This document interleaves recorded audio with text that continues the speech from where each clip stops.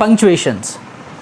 Punctuation meaning system of symbols. System of symbols. Punctuation indicates how to structure the sentence in written language and how the sentence should be read. In oral language, the speaker maintains rhythm, intonation, he maintains ups and downs. So it's easy to understand his or her intention or mood. But in written language, how can we understand? Punctuations. If no punctuations, it's difficult to understand his intention. Punctuations are very important to understand one's feelings, one's intention, the mood of the writer. Very important. In degree first semester, at the 4th unit, there is chapter for punctuations. End of the video, I'll explain you, I'll give you exercise. The exercise is extracted from degree first semester English textbook. It's very important. You can produce appropriate answer if you listen to this video till ending. First of all, in punctuations, full stop, question mark, exclamation. These three are called terminal punctuations. Terminal punctuations. These three, full stop, question mark, and exclamation. Why these are called terminal punctuations? These three are placed at the end of the sentence. These three are with ending of the sentence. Okay, for example, assertive sentence and imperative sentence. Full stop is placed after these two, after assertive sentence and imperative sentence. What are assertive sentence? Nothing but assertive sentence is it's a meaning complete sentence. In that there is subject, verb and object. For example, assertive sentence in that I teach English. So the sentence is started with I mean subject, right? So you can see ending, there is a full stop. It's meaning the sentence is completed. It's mean this is a completed sentence. She teaches English. He teaches English. John teaches English. This is a completed sentence. So full stop is placed after at a completed sentences. And another imperative sentence. Full stop is kept after imperative sentence. Imperative sentence meaning the sentence is started with verb 1. For example, close the door. So close is a verb, right? There is a subject in that. In the previous video, I told you, right? I teach English. The sentence is started with I, but here is started with verb 1. Close the door. Give me a glass of water. So these two imperative sentences. So full stop is occurred after assertive sentence and imperative sentence. And question mark. Question mark, it indicates the writer or the speaker asking a question. Questions are two types, on yes or no question and WH type question. Or for example, are you okay? Question, right? Are you okay? If no question mark, once you can see these examples. You are there. You are there. This is not a question. But when we add question mark, you can observe. You are there. You are there. Understood? So as we add a punctuations, right, it changes entire meaning. I think whether it is a question or whether it is a statement, based on the punctuations we can understand. Third one, exclamation. Exclamation is a terminal punctuations, because of this is also occurred end of this sentence. For example, what a beautiful picture it is. What a beautiful picture it is. It says, I think, surprising, right? If there is no exclamation at end of the sentence, we can observe what a beautiful picture it is, because of there is no any exclamation symbol with ending sentence. What a beautiful picture it is. It says it's a surprising sentence. So exclamation indicates either surprising or sadness. So terminal punctuations are three: full stop, question mark, and exclamation. Where to use full stop, I've told you, after assertive and imperative sentence. Second, question mark, that how to make a question. What's your name? That's a question, right? So after what's your name, you must keep the question mark, punctuation mark, or else that's a wrong sentence in written language. Are you okay? Are you there? So it indicates the writer asking a question. So the reader must understand that is a question. Next, after this, pauses. Pauses meaning comma, semicolon, colon. Again I tell you, comma, colon, semicolon. Pauses indicates stop briefly and then continue. Stop briefly, stop a while and then continue. Pauses indicates. First that we can say comma. Comma is used to separate items in a list. It indicates separate items in a list. Comma indicates separate items in a list. Why? Again and again I tell you, try to understand that, very important. Sometimes in written language we miss punctuations. Okay, if you don't follow the punctuation, it gives double meaning. So apply appropriate punctuations in your written language. First one, we need to buy milk. See, so here a list is given, right? First one, milk, after comma you can say eggs, comma, flour, pindi, Telugu, comma, and sugar. So when you introduce or not introduce, to separate items we can use commas after milk, eggs, flour, right? So for the cake, so to prepare a cake, so we need this list, right? So to separate these lists we use here commas. So comma is used for to separate a list. And second one, very important for competitive exams also, if she works hard, I kept a comma, right? She will pass and full stop. I'll tell you where to use full stop. Okay, so comma is used after subordinate clause. Subordinate clause. If you don't understand what is the meaning of subordinate clause, leave it. Subordinate clauses meaning the sentence is an incomplete sentence. Subordinate clause meaning incomplete sentence, or else the sentence is started with if. Okay, or else that here I have written if, unless, even though, and these are called subordinate clauses. And what about C? So participles. So comma is used after subordinate clauses. Subordinate clauses are started with if, unless, even though, and comma is used after participle, present participle. What are the present participle? Seeing and having. I'll tell you its meaning, right? First of all, that if she works hard, so the sentence is started with if, so this is called subordinate clause. Subordinate clause after must be given comma. So I kept comma. And she will pass. So she will pass is a complete sentence. That's why I kept a full stop.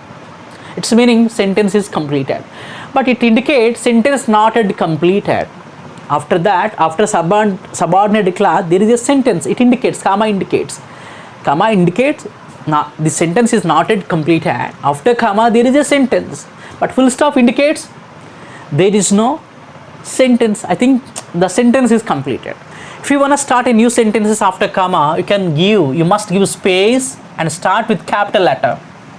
You start with a capital letter after full stop. Remember, when you write message, email, after full stop, give a space and begin with capital letter. So I hope understood, right? After subordinate clause. But here you can observe in competitive exam, very important, she will pass if she works hard. Just I did one thing here. I brought main clause in the first way. I kept subordinate clause after main clause, right? In that case, no need apply any punctuation. In a comma. She will pass. I brought this main clause here in the initial way, and I brought a subordinate clause at the end, right? So in that purpose, no need to use any comma. But the if must be in small letter. See here, if is in small, but here in capital letter, right? So in that case, don't use any comma. But when you start the sentence with subordinate clause, you can put comma after subordinate clause. Next one, having gone to home. So he participle having, have is that have. Just for have I added ing form. Having is a participle. The sentence is started with participles. After the sentence you must keep a comma. Having gone to home, I slept. It's meaning in our mother tongue. ఇంటికి వెళ్ళిన తర్వాత నేను నిద్రపోయాను. It's meaning. Another sentence. Seeing the thief. It's meaning దొంగని చూడడంతో she cried out. ఆమె కేకలు వేసింది. Seeing the thief అంటే దొంగని చూడడంతో అని అర్థం. So when the sentence is started with participles, after that you must keep comma. You can see comma. So after subordinate clause and participles, if, unless, even though, seeing examples I've given. So after these you must keep a comma. Remember, very important in competitive exams. And before but, so, are, and before these three compound words you can put a comma. For example, I worked hard, right, but I did not pass the exam. So before but I kept a comma, or else before so, before before and, you must keep a comma when you write a mail and when you write an article, when you write a paragraph. So punctuations are very important when you write in paragraph essays. So I hope you understood about the comma, right? Next one, semicolon. Very important, semicolon. Semicolon, it indicates combined closely related sentences. So it indicates combined closely related sentences. Try to understand with examples. Briefly I'll explain you. First one, that I don't release coffee. It's mean I don't like coffee, but I prefer tea, but I like tea. So before but I used comma, right, as I told here. So okay, fine, both are related sentences, right? Both are related sentences. I don't release coffee, but I prefer tea. Okay, in case sometimes I don't like to use but frequently when you write a paragraph. Instead of using but, you can use semicolon for only close related sentences. Here you can see, I don't release coffee, I prefer tea. It indicates the second sentence belongs to the first one. It's meaning there is a close relation between the two sentences. The semicolon indicates I don't release coffee, I prefer tea, right? In the case you don't use any but, like so, are, when you use semicolon. Another example for your better understanding. Your sari is blue, mine is white. So mine is white meaning what is mine? Here this sentence talks with about saris. How can you say that? Because of semicolon. Mine is white, it belongs to previous one. So your sari is blue, semicolon, mine is white. So both are close related sentences, right? Or else if you want to use any conjunction, you can say like this: your sari is blue, comma, but my sari is white, right? The difference between. So semicolon it combines close related sentences. Next, the train arrived at the platform, passengers got in. So passengers got in, did you understand? No. So now semicolon says that this sentence belongs to these, and there is a relation with this sentence. The train arrived at the platform, semicolon, passengers got in. So there is a here, it combines closely related sentences. Semicolon combines closely related sentences. Semicolon after colon is very important. Okay, you can see colon it indicates to introduce a list, but semicolon to separate a list. Don't get confused. Semicolon is used to separate a list, but colon is used to introduce a list. What is the list here? You can say with example, whenever you drive, whenever is a subordinate clause, so that's why I've added comma here. Whenever you drive, you must follow. So here I'd like to introduce a list. So before introducing a list, we should use colon. Okay, the colon is like this. Okay, first we can see the list. First one in the list, wear your seat belt, comma, obey traffic laws, and keep your eyes on the road. So to introduce a list, right, you must use colon. Okay, so next one you can see, There are many major issues facing our state today. So here I'd like to introduce a list again. So before introducing a list here, I use a colon, right? You can see the list: poverty and violent crime. So colon is used to introduce a list. So you can observe two examples. Next one, colon introduce a quotation, a statement, and example. You can see, very important, don't get confused. First of all, you can see quotation. Shakespeare says, okay, Shakespeare says. So Shakespeare here, he'd like to give a quotation. So after says, I use a colon, right? Let's see the quotation. There is nothing good or bad, thinking makes it so. It's like a quotation, right?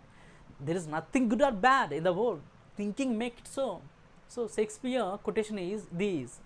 The quotation must be in inverted commas. Inverted commas, like you know that inverted comma. We shall discuss about inverted commas, but you can observe. And there is nothing good or bad. After I use semicolon, because thinking makes it so. This sentence belongs to previous one. I think this is talking about previous one, right? Say there is a close relation between. There is a close relation with this first one. That's why I used semicolon. There is nothing good or bad, thinking makes it so. What this sentence says about these, right? So that's why I used semicolon. Try to understand this. Next one, Gandhi said. Gandhi here like to give a statement. He gave a statement, already know that. The statement here, after said after, I used colon, right? So says after, said after. We can see the statement: if anyone slaps on your right cheek, offer your left cheek. This statement was given by Jesus and Gandhi, right? So the statements quotation must be after colon. And last one, example. For example, so you can use here colon. After you can write any own example. When you write a paragraph, sometimes you will have to illustrate something, right? So in the when you write about, for example, you must use colon. Colon after you can write any example. Okay. So first one, colon is used, to introduce a quotation, statement, and example. When you write about examples, okay, please try to understand. And next one, that inverted comma. Inverted commas I will written here. Inverted commas, right? These are. So inverted commas, it indicates. It shows actual words of the speaker in direct speech. In a direct speech, inverted commas are used. But okay, let's see. My dad said. Okay, my dad said. After you use comma, that this is direct. These are the actual words of the speaker in direct speech. I will buy bike. I will buy a bike. Okay. So see, you can see this is reporting speech is in inverted commas. So when you if you know in direct indirect speeches, yes, it's easy to understand about inverted commas. But remember, inverted commas are used in direct speech. My dad said after comma, and you can see, I will buy a bike. This is a reported speech, must be in inverted commas, in direct speech only. Okay, next one, apostrophe. Apostrophe, you can see, it makes contraction. It makes contraction, meaning it reduces the size of the sentence. For example, that I am, very familiar, I am. When I added apostrophe, see, I am is changed as I am. So it reduced the size of the sentence. Next one, she is, she is. He would or he had, he'd. When I added apostrophe punctuation, right, it contrasted. He'd, its meaning he would, either he would or he had. For example, he'd like to study an MBA. He'd done homework. So you can understand, based on this sentence we can understand. Next one, boy's pen. Its meaning the pen belongs to boy. Boy after you can see apostrophe and s. Its meaning single boy. Boy's pen meaning the pen belongs to boy. Or else the apostrophe, right, comes after s. The entire meaning is changed. Boys pens, its meaning, boys mean plural. boys pens, it's meaning plural. Or else the apostrophe comes, adding before as, it's meaning single boy. So a punctuation changes entire meaning. Be aware where to use apostrophe symbol. You know that I used apostrophe after, before s and after y, right? It's meaning single boy. Or else the apostrophe is coming after s, it's meaning, you know that, plural. Boys pens, it's meaning plural. Next example you can see very possessive pronoun, it's meaning, for example, the dog wagged its tail, it's meaning tail of the dog, it's meaning possessive pronoun. Okay, the dog wagged its tail, it's meaning tail of the dog. Or else if you use apostrophe after it and before s, it's meaning, it's meaning it has or it is, right? If there is no any apostrophe, right, that's meaning you can understand, right? It's a meaning possessive pronoun. But if you add apostrophe after it or before s, it's meaning it's or it has. Example, it's time to go, it's meaning it is time to go. It's been raining, it's meaning it has been raining. See, a punctuation changes entire meaning. So punctuations are very important. Now we can see exercise. This exercise is very important for degree first semester students. So in examination, maybe in public exam, these in punctuations, the sentences are might be given. So please aware. First one, you can see the exercise. Please pause the video and do it. After that, I'll give you appropriate punctuations. What kind of punctuations should be given for each sentence. Okay, let's see.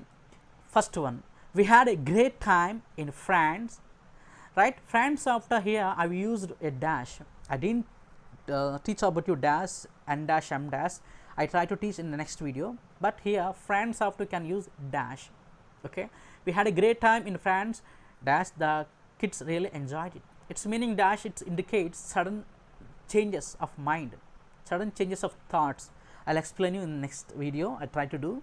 Next one, some people work best in the mornings, others do better in the evenings.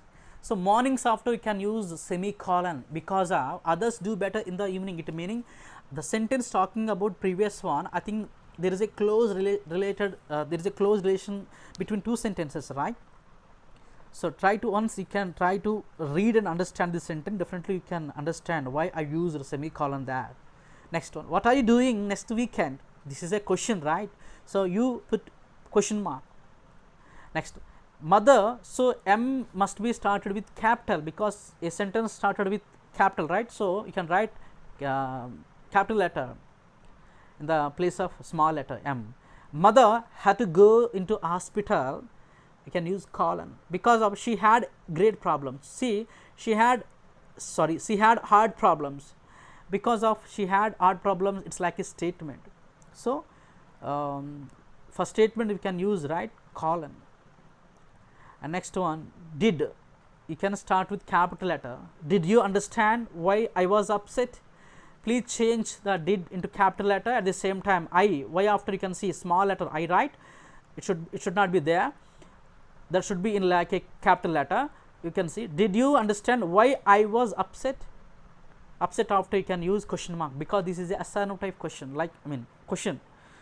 So first here change D into capital letter, I is changed as a capital letter, and last one you can add question mark. Next, sixth one, it. So I told you, right, you change the I into capital letter. It's a fine idea. You can use after idea semicolon. Let us hope that it's going to work. Let's hope that it's going to work. So here there is a close relation between two sentences. So after idea I use semicolon. Next, we will be arriving on Monday morning. At least after you can use comma, and I, right, we change as a capital letter, I think so, and add full stop after so. Next, a textbook, change the A into capital letter. A textbook can be evolved between teacher and a class. Class after you can use full stop. Just here in the sentence you can change only A into capital letter and adding full stop at end of the sentence. Ninth one, the gall, see, you can change the T into a capital letter. The gall, galls, its meaning gall, after you can add a apostrophe, its meaning gall's father. I think the gall belongs to father, right? The gall's father sat in a corner, full stop after corner. So gall, after you can add apostrophe.